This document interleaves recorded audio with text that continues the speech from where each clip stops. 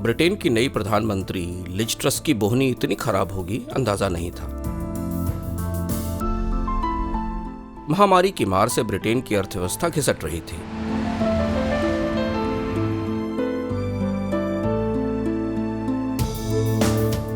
ऊपर से प्रधानमंत्री बोरिस जॉनसन की बेआबरू विदाई, राजनीतिक और आर्थिक संकटों के बीच लिज ट्रस उम्मीदों की मुनादी करते हुए आई थी।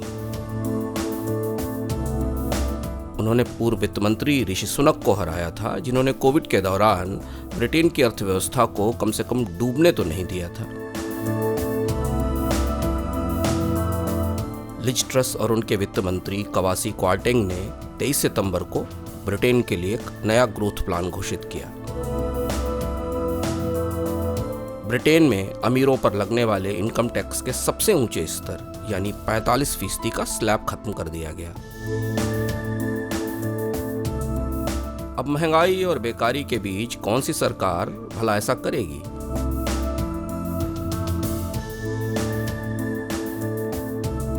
मगर नेता तो हमेशा से ऐसे ही बेसिर पैर फैसलों के लिए कुख्यात है।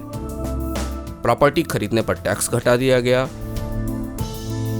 सोशल सिक्योरिटी टैक्स में बढ़त रोक दी गई जो कर्मचारियों के हित में लगाया जाता था।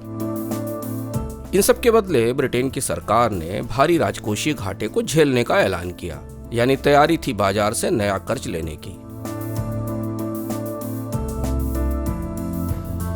ब्रिटेन की नई सरकार की इस अनोखी सूझ से बाजार में संकट की सुनामी आ गई। ब्रिटेन की मुद्रा पाउंड तलहटी से जा लगी। ब्रिटेन की मुद्रा में इतनी कमजोरी दशकों में नहीं देखी गई थी। देश में महंगाई रिकॉर्ड स्तर पर है। इस बीच सरकार के भारी कर्ज कार्यक्रम ने बाजार में पूंजी की किल्लत पैदा कर दी। बैंक ऑफ इंग्लैंड को बाजार से बॉन्ड खरीदकर लगभग 73 अरब डॉलर छोड़ने पड़े। ब्रिटेन की अर्थव्यवस्था में सब कुछ उलट पलट गया। महंगाई रोकने में लगा बैंक ऑफ इंग्लैंड बाजार में पूंजी बढ़ाने लगा, यानी संकट दूर करने आई सरकार के फैसले ही संकट बन गए। अंततः यह संकट सरकार के फैसले पर भारी पड़ा। 3 अक्टूबर को वित्त मंत्री कवासी क्वार्टेंग ने अमीरों को टैक्स से मुक्त करने के फैसले को वापस लेने का ऐलान किया। सरकार की साख पर बाल्टियों स्याही पड़ गई। प्रधानमंत्री लिज ट्रस और उनके वित्त मंत्री की आर्थिक समझ सबसे बड़ा मजाक बन गई। ब्रिटेन के लोगों को विंस्टन चर्चिल याद आ गए। 1945 वाले यानी दूसरे विश्व युद्ध वाले विंस्टन चर्चिल नहीं, बल्कि 1925 वाले विंस्टन चर्चिल, जब वह ब्रिटेन के चांसलर ऑफ एक्सचेकर यानी वित्त मंत्री थे। तब उनके एक फैसले से ब्रिटेन की अर्थव्यवस्था की चूलें हिल गई थी। सरकार की बड़ी फजीहत हुई थी। क्या हुआ था तब?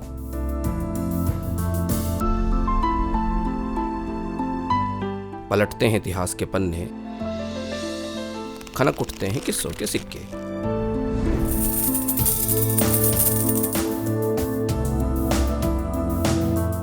बीसवीं सदी की शुरुआत तक दुनिया में गोल्ड स्टैंडर्ड स्थिर हो चुके थे। मुद्राओं को सोने से बदला जाता था। यूरोप में ब्याज दरें कम थीं, व्यापार बढ़ रहा था। लेकिन आर्थिक समृद्धि के बीच यूरोप के देशों की युद्ध लोलुपता बढ़ने लगी थी। सेनाएं बढ़ाई जा रही थी, नौसेना में नई पूंजी लगाई जा रही थी। वह मिलिट्रिज्म का दौर था। इतिहासकार कहते हैं कि तब का यूरोप बारूद के ढेर जैसा हो गया था। यूरोप के देश एक दूसरे को लेकर सशंकित थे। संभावित युद्धों के लिए गठजोड़ बन रहे थे। ऑस्ट्रिया हंगरी का एक गुट बना तो फ्रांस और रूस का दूसरा गुट। इस बारूद में चिंगारी पड़ी 28 जून 1914 को। सराजेवो में एक सर्बियन राष्ट्रवादी ने ऑस्ट्रो हंगेरियन साम्राज्य के वारिस आर्कड्यूक फ्रेंच फर्डिनांड की हत्या कर दी। 1 महीने में ही ऑस्ट्रिया ने सर्बिया पर हमला कर दिया। इतिहास का सबसे भीषण युद्ध शुरू हो गया।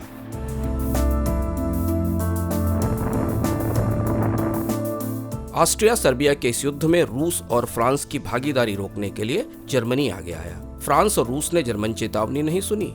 3 अगस्त 1914 को जर्मनी ने फ्रांस पर हमला कर दिया और उसके बाद ब्रिटेन पर जर्मनी का हमला हुआ। पहला विश्व युद्ध शुरू हो गया था। इस युद्ध में शामिल होते ही जर्मनी ने तत्काल गोल्ड स्टैंडर्ड खत्म कर दिया। ब्रिटेन ने भी यही किया। दोनों को युद्ध की तैयारियों के लिए सस्ती पूंजी चाहिए थी। गोल्ड स्टैंडर्ड के कारण करेंसी छापना और कर्ज लेना संभव नहीं था, क्योंकि सोने का भंडार तो सीमित था।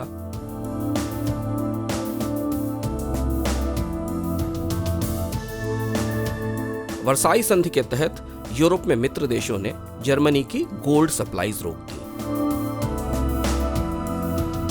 और गोल्ड स्टैंडर्ड की तरफ जर्मनी की वापसी का रास्ता बंद हो गया।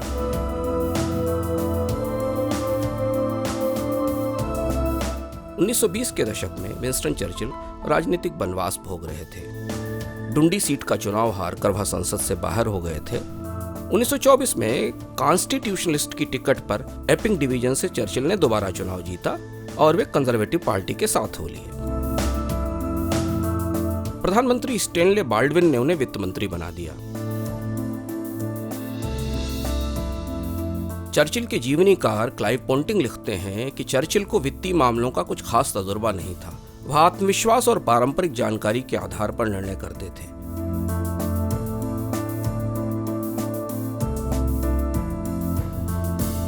टोरी पार्टी अमीरों पर टैक्स के विरोध में थी, जैसा कि लिज ट्रस की ताजा सरकार ने किया है। चर्चिल ने वित्त मंत्रालय में पहुंचते ही राजस्व विभाग के प्रमुख सर रिचर्ड हॉपकिंस को कह दिया कि वह टैक्स नहीं बढ़ाएंगे। 1914 में विश्व युद्ध के दौरान ब्रिटेन गोल्ड स्टैंडर्ड छोड़ चुका था। ब्रिटेन का राजनीतिक, आर्थिक और बौद्धिक समाज गोल्ड स्टैंडर्ड को लेकर विभाजित था। पहला विश्व युद्ध खत्म होने के बाद लंदन के कई समृद्ध बैंकर गोल्ड स्टैंडर्ड की वापसी चाहते थे, जबकि मशहूर अर्थशास्त्री जॉन मेनार्ड केंच और मिडलैंड बैंक के प्रमुख रेगिनाल्ड मैकेना गोल्ड स्टैंडर्ड को दोबारा लाए जाने के विरोध में थे।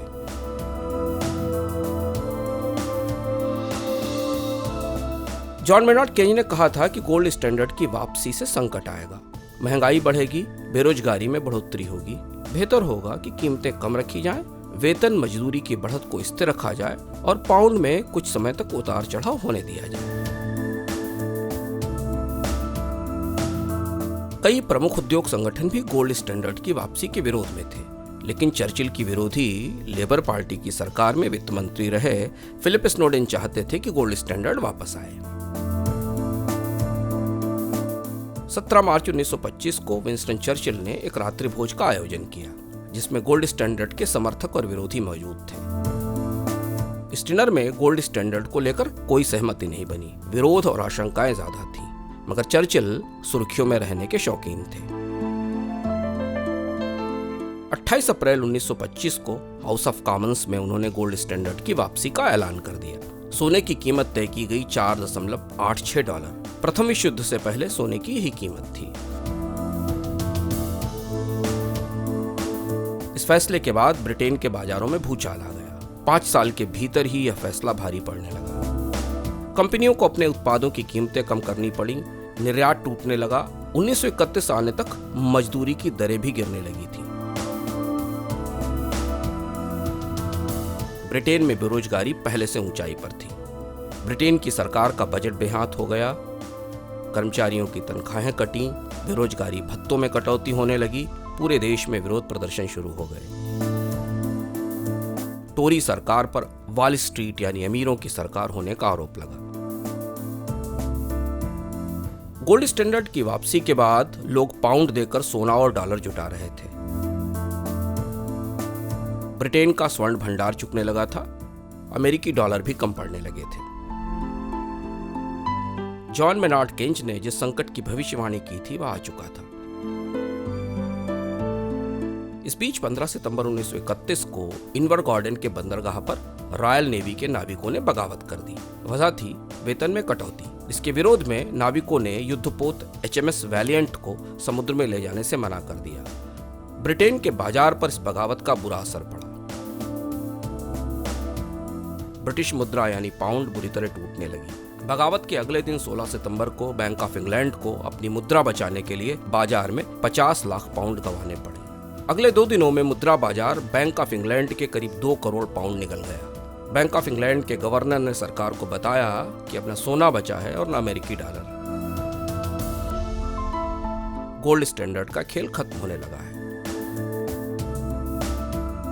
अंततः 20 सितंबर को मंत्रिमंडल ने गोल्ड स्टैंडर्ड खत्म कर दिया, लेकिन ब्रिटेन की अर्थव्यवस्था को वापसी करने में लंबा समय लग गया। अब करीब 97 साल बाद ब्रिटेन की सरकार में लिज ट्रस और कवासी क्वार्टरैंग ने फिर साबित किया है कि उन्होंने बाल्डविन चर्चिल से कोई सबक नहीं सीखा था।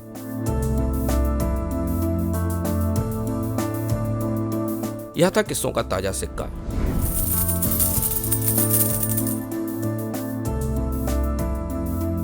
यदि आपने मनी 9 का ऐप डाउनलोड नहीं किया है तो तुरंत करें, क्योंकि वहां किस्सों के सिक्के का पूरा खजाना मौजूद है।